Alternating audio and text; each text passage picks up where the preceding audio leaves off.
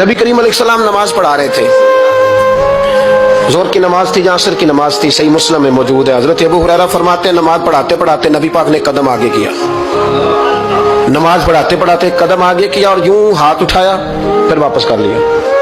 अब नमाज पढ़ के ना तो सलाम फेरा तो सहाबा अर्ज करने लगे या रसूल अल्लाह सल्लल्लाहु अलैहि वसल्लम, वो नमाज में पैर भी आगे किया तो हाथ भी उठाया, तो वजह क्या थी? अब पहला सवाल तो ये है कि आप लोग नमाज पढ़ रहे थे या हुजूर को देख रहे थे?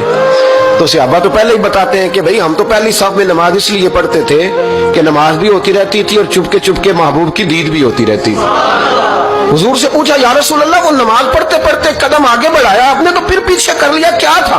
और हाथ उठाया तो फिर आपने नीचे कर लिया। तो नबी करीम फरमाने लगे नमाज पढ़ाते पढ़ाते जब मैंने कहा ना समी अल्लाहु लिमन हमीदा, अचानक मेरी नजर उठी तो जन्नत में चली गई।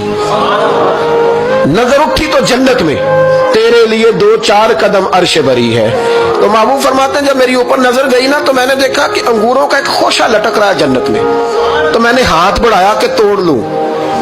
हुजूर खड़े हैं मस्जिद नबवी में और फरमाते हैं कि मैं यहाँ खड़े होकर हाथ ऊंचा करूं तो मेरा जन्नत तक पहुंच जाता है। फरमाया मेरा इरादा हुआ कि वो खोशा जन्नत का तोड़ लूं और जरा मैंने पैर आगे बढ़ाया ही था तो मेरे दिल में ख्याल आया कि जन्नत राज है तो राज ही रहनी चाहिए, ये राज खोल गया तो मजा नहीं आएगा, तो मैंने फिर वो हाथ वापस कर लिया। सहाबा कहते हैं जब नबी करीम ने ये बयान किया तो हमारे चेहरे न तजस्सुस से खेल उठे, तजस्सुस से हम कोई बात और भी सुनना चाहते थे।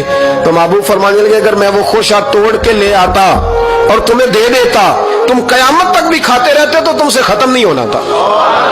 ये सही मुस्लिम की हदीस है। ओ भाई, मेरे रसूल करीम के वाक़या में राज पे शिकवा करना, कहना समझ में नहीं आती कैसे गए थे, तो तू जो चाहे तो हर शब हो मिसाले शब असरा, इसलिए कि तेरे लिए 2-4 कदम